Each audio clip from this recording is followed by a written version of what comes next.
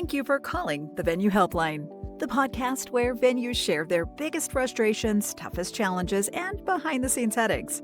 If you run a venue or work at one and you've ever thought, "Oh, why is this so hard?" you're in the right place. Each week, you'll hear practical solutions from vetted experts who've been there, done that, and know what actually works. Because running a venue is hard enough. You shouldn't have to figure it out alone. Now, let me put you on a brief hold for the next available helper.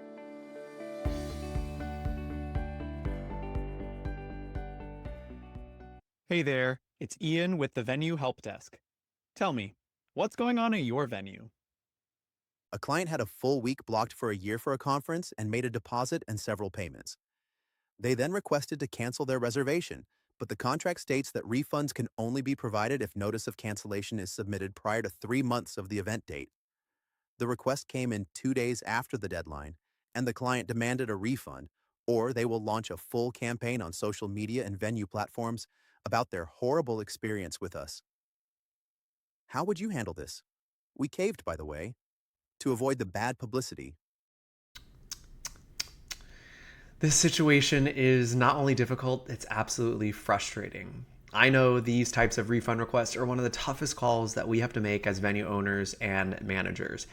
And there's a lot to unpack here today. But I want to tell you, you're not alone. Almost every venue that I know, venue friends, hey, even our venue here at Madera Estates has faced a similar situation. And I know it matters to you today because it's testing your professionalism, your policies, and your reputation. Now, you may be realizing some other related problems rising to the top. First, your clients aren't reading your contract, or they don't remember what they signed up for. We have brides and grooms at my venue that sign their contracts and have no idea what's included, or much less the deadlines or policies at your venue. You also have the situation with these social media threats, the client demanding their money back, or they're going to go post 1 million reviews on Instagram and Facebook, and you feel like you're in this damned if you do, damned if you don't position, making you and your staff feel pressured to bend the rules inconsistently. And you're in this position of losing money versus losing reputation, and neither of those feel like a win. So I'm here to share with you 3 changes that you can consider making at your venue so that you don't find yourself in this position again. And I'll wrap up with sharing how I would have handled this situation. The first change that I want you to make is rethinking your refund policy. Stop offering refunds 3 months before the event date. Period. The date is your asset. As venue owners, the dates that we're selling are our assets. And once it's off the market, we can't sell it again.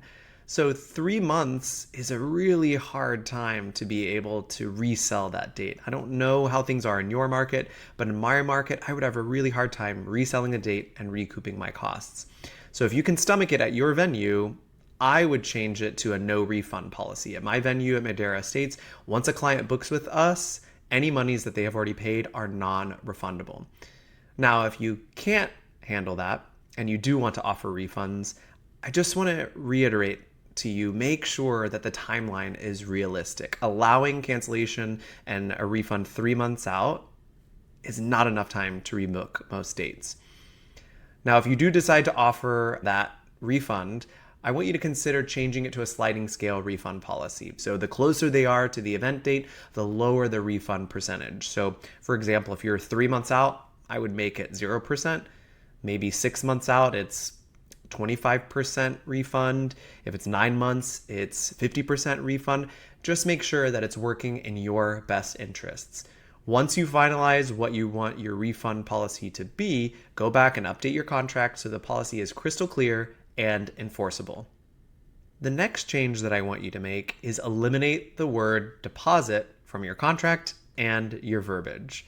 Now, I want to preface this recommendation that this is not legal advice. This is just what I know to be true and our experience over 13 years in the venue space. The word deposit carries some interesting baggage. Historically, it's tied to landlord-tenant law, and it's often interpreted as refundable. So if you were to go out and rent an apartment, you put down a deposit, you stay in the apartment, you leave the apartment, you get the deposit back. So in our world, I recommend changing the word of deposit to something like retainer. A retainer is legally recognized as a non-refundable fee paid to hold a service, or in our case, to hold a date.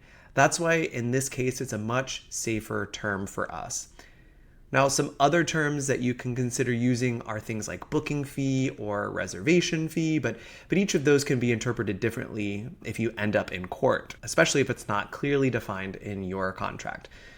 A judge may see the word deposit and they may default to refund-friendly interpretations. So in my opinion, using the word retainer and clearly defining it in your contract provides much stronger protection. Now, once you make this change, make sure that you are training your team to use this language consistently, especially when it comes to verbalizing your booking process at your venue. The third change that I want you to make is I want to make sure that you are crystal clear on your policy in your contract. I want you to also make sure you're educating your clients and then consider requiring some sort of event cancellation insurance. So when you're making the policy crystal clear in your contract, what I want you to do is I want you to make sure that you're bolding the text, you're highlighting the refund policy. You can even consider making it a different color. Or if you want to take it one step further, make the client's initial right next to what your refund policy is so they clearly can't miss it. Then, in the verbalization of your booking process of what the refund policy is, make sure you're re-explaining to them what those terms mean and what those terms are. And you can even consider outlining this policy in any onboarding videos or throughout your onboarding process after they've booked with you. The other part of this change in your contract is requiring event cancellation insurance. And when you require this, it really acts as a safety net, not only for the client, but it's also shifting the risk off of your venue and onto an insurer. We as a venue, we require our clients at Madera Estates to purchase not only liability insurance, but also cancellation insurance as well. And we've had couples in the past that have unfortunate circumstances that have come about during their planning experience, like cancer, death of immediate family members, car accidents. All of those were claims that I have had experience with where my couples were able to file a claim and they won their claim. So the client, their investment was protected, and then we as a business, our bottom line was protected as well. If you need recommendations on event cancellation insurance that you can offer to your clients, EventGuard is one of our trusted helpers. We'll make sure that we drop their information in the show notes of today's episode. The last part of updating your contract, when you're highlighting that policy, you're verbalizing to your clients what this refund policy is, and then updating your insurance requirements, is just making sure that you document every communication that you have with them. So not only is it listed in the contract, but you document how many times you actually mention this to your clients. So those are some of the changes that I recommend making so that you don't find yourself in this position again. Now, to answer your question, how would we handle this, or how would I handle this? I think I want to preface before I share my answer that every situation is unique. Every situation has nuances. There's history in client relationship that I'm not aware of. There's the reason for the cancellation that I'm not aware of. Did they cancel this conference because of a death, or was it poor ticket sales? Was it financial loss, or just poor timing with something else going on in your city? Some listeners might even be thinking, well, they're missing the deadline by just 2 days. It was only 2 days after your deadline, but you may be thinking, oh, it's not the same as having your date off your calendar as the venue for almost an entire year. So why did they wait until the last minute to cancel? Now, everyone's pain tolerance is a little bit different. And so I wouldn't say necessarily that caving to avoid publicity is wrong. I can't blame you for that, especially if it were to happen during engagement season. I wouldn't want to be dealing with the fallout of a bunch of bad reviews. But personally, in this situation, with the information that I have, again, I don't have the full context. Personally, I would have stood my ground on my contract and what the verbiage was, especially when they threatened to go public with bad reviews. In this case, I would have stuck to my contract. I would have stayed calm and polite and very factual. And I would have let them know that you're happy to have your attorney contact theirs. You're not going to threaten them back, And truthfully, at the end of the day, most of those threats of bad reviews and a barrage of social media negativity is empty threats. I've never had a client make that type of threat and then actually go out and do it when I didn't give them what they wanted. But if they did go out and leave a bad review in your case, you can respond professionally to those reviews. You can bury it with positive reviews. At the end of the day, bad reviews are just a part of our business. And so I think I would have stood my ground. I would have not given them money back.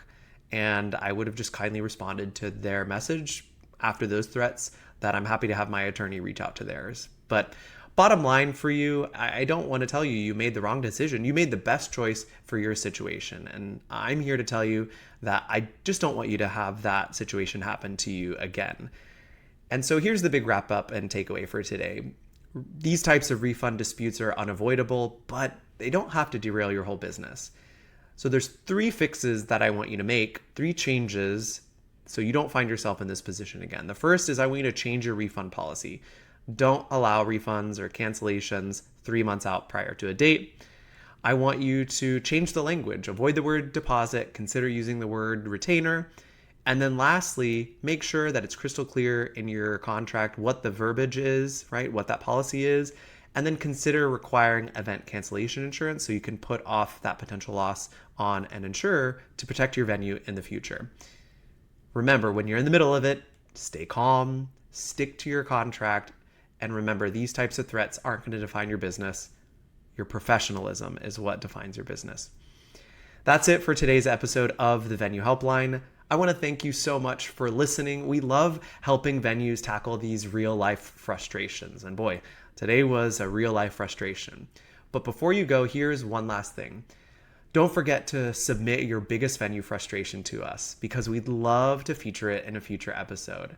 The link's waiting for you in the show notes. And while you're there, hey, subscribe to our email list so these episodes come straight to your inbox.